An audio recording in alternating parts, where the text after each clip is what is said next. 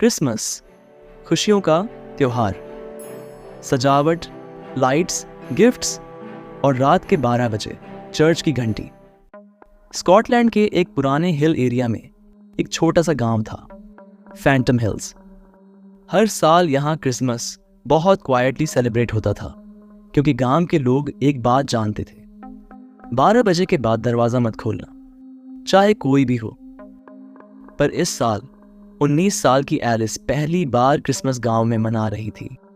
City से आई थी। उसे लगता था कि यह सब अंधविश्वास है। 12 बज चुके थे।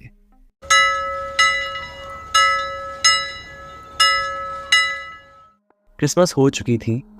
चर्च की घंटी बजी। लाइट्स थोड़ी फ्लिकर हुई। हवा ठंडी हो गई। एलिस अपने कमरे में थी, अपने फोन में कुछ देख रही थी, और तभी सेंटा क्लॉस होगा, प्रैंक कर रहा होगा। एलिस ने दरवाजा खोला।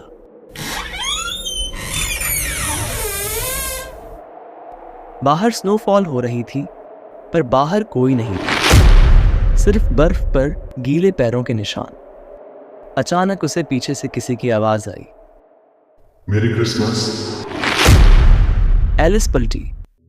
वहां सैंटा क्लॉस खड़ा था, लेकिन उस सांता की आंखें बिल्कुल काली थी और मुस्कान बहुत ज्यादा लंबी, और उसके बैग से गिफ्ट्स नहीं, चेन और बील्स लटक रहे थे।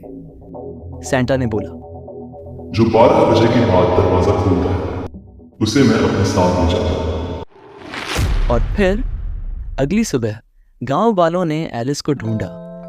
उसके कमरे का दरवाजा खुला मिला। रूम में लाइट्स जल रही थीं और एक केक टेबल पर था, लेकिन एलिस कभी नहीं मिली। सिर्फ एक चीज बची थी, क्रिसमस ट्री के नीचे एक नया गिफ्ट बॉक्स जिसमें लिखा था, अगले क्रिसमस फिर कोई और। तब से फैंटम हिल्स में एक नियम है, अगर क्रिसमस की घंटी के बाद अगर कोई दरवाजा खटखटाए तो याद रखना, दरवाजा कभी मत खोलना। क्रिसमस की ईव थी। हिल स्टेशन का एक पुराना होटल। ऑफ सीजन होने की वजह से होटल में सिर्फ 5 ही गेस्ट्स थे। उस होटल का एक नियम था, 12 के बाद कोई भी लिफ्ट यूज मत करना। पर एक दिन एक गेस्ट आरव ने नियम इग्नोर कर दिया। आरव ने रात को 12:17 पर वो लिफ्ट यूज की। लिफ्ट का दरवाजा खुला। अंदर एक सैंटा क्लॉस कॉस्ट्यूम में आदमी खड़ा था। उसका चेहरा क्लियरली दिख नहीं रहा था। लिफ्ट के मिरर में आरव का रिफ्लेक्शन था, पर सांता का नहीं। आरव ने सोचा शायद लाइट का इश्यू होगा। फिर लिफ्ट रुकी। 4थे फ्लोर में सैंटा उतर गया। जाते जाते बोला, रूम नंबर 305, गिफ्ट लेना मत भूलना। अगली सुबह आरव रूम नंबर 305 305 ढूंढने लगा, पर उसे रूम नंबर 304 मिला, 306 मिला, पर 305 कहीं नहीं दिखा। फिर आरव ने मैनेजर से पूछा और उसने बताया कि रूम नंबर 305 तो अस्तित्व में ही नहीं है। होटल रिकॉर्ड्स में वो फ्लोर कभी बना ही नहीं था। फिर आरव ने मैनेजर को रात को उस सांता के बारे में बताया। फिर उन्होंने सीसीटीवी फुटेज चेक किया। लिफ्ट के सीसीटीवी में आरव अकेला दिख रहा था। सैंटा कभी रिकॉर्ड में ही नहीं हुआ। एक पुराना चर्च, जहां हर साल सिर्फ एक ही बार क्रिसमस बैल बजती थी, लेकिन इस बार 2 बार बैल बजी। गांव के लोग चौंक गए।